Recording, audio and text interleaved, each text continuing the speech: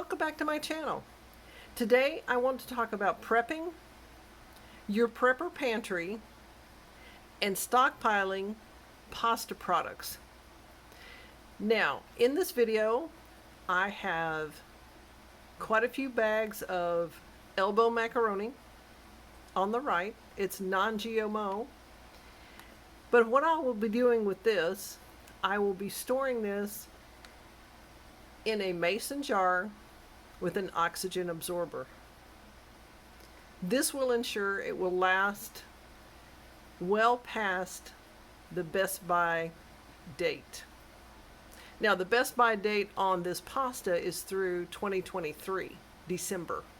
So I have a long time. I wouldn't have to store this right away, but what I like to do is bring my products in, transfer them over immediately to mason jars, Mylar bags, other containers that I can have long-term storage. Another thing that you see in this video, we're going to have spaghetti. One brand is grain-free and the other one is not. They both store well. I do not put my spaghetti in a mason jar. I would have to break it up, which would be fine if I needed to do that. But I want to utilize as much of the space that I have for my product. So I don't want a lot of open space in there. I would have to crush the spaghetti quite a bit to make it fill that jar. So I store it in a Mylar bag with an oxygen absorber. They fit very well in the 1 gallon Mylar bags. I put the oxygen absorber in. It is sealed. Of course, a hint is before you start doing your Mylar bags, make a plan. Either print out a label or write directly on the bag with a Sharpie marker. Put the date that you packaged it, what it is, and approximate weight. I always like to put the information from the box or the package and take some clear tape and tape that on there.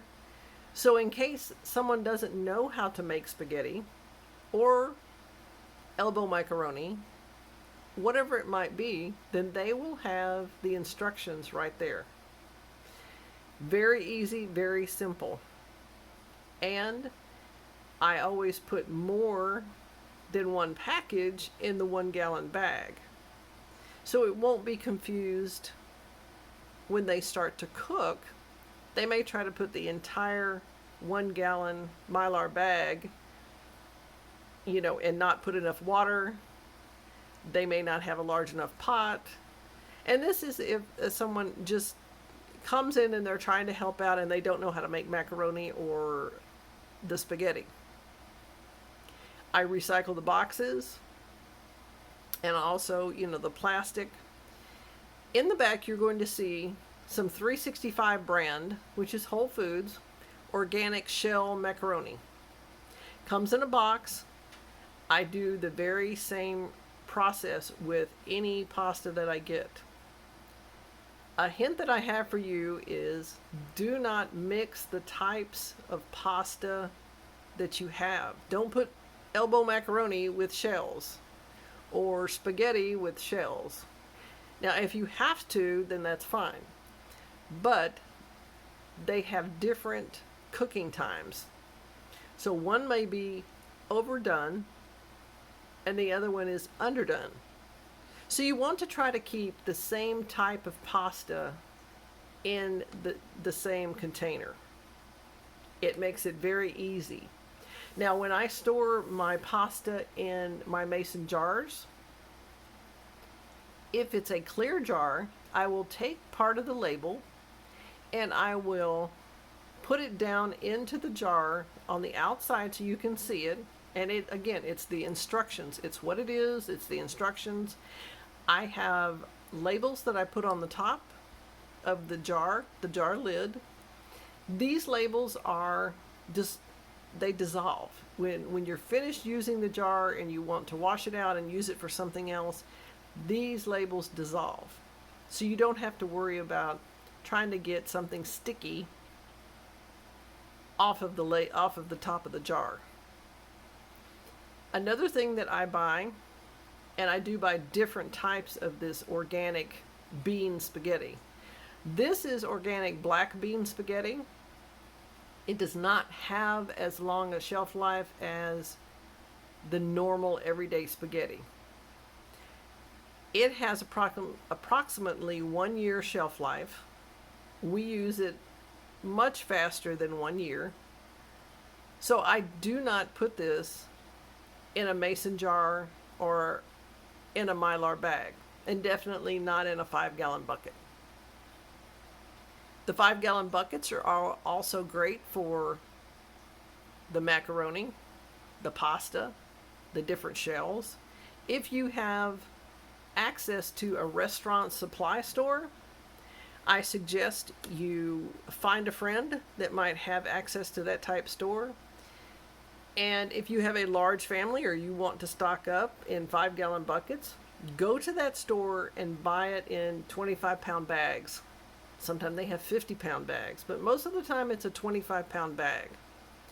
That way you can come home, put everything up in your Mylar bags or in 5-gallon buckets or mason jars, and you can add to your stockpile as you go. Add to your prepper pantry stockpile. Again, I want to remind you, if you don't eat spaghetti, don't buy it. Don't store it. Don't think it's really cheap and I'm going to buy it, and if I'm hungry enough, I'll eat it. You're correct. If you're hungry enough, you will eat something you don't want to eat. But why not go ahead and store things that you eat? Store what you eat what you store. Because the plan is to rotate the products in your prepper pantry and in your stockpile. The plan is not to put it in your pantry and let it sit there for 25 years.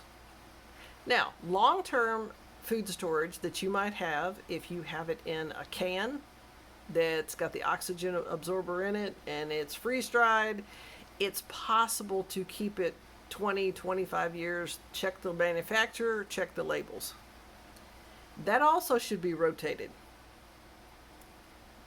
So keep a list, make your plan, and make sure that you're rotating what you have in your pantry. Pasta is wonderful to have on hand. It stretches meals. You can take 1 can of chicken, beef, pork, turkey, whatever you might have. If you hunt, you could have deer, you could have moose, you could have some type of fish. You can stretch your meal by adding different types of pasta. Also, what I try to do is keep different types of pasta, as in shapes, because it doesn't look like the same old pasta. It's not, oh, macaroni, here we go, we got elbow macaroni again. If you have organic black bean spaghetti, oh, well, what's this? Okay, and that has protein in it. It also has carbs, obviously, but it has protein in it. So maybe you don't have black beans, or maybe you don't have a protein, but you have vegetables. So you can add vegetables to your black bean spaghetti and have a nice meal.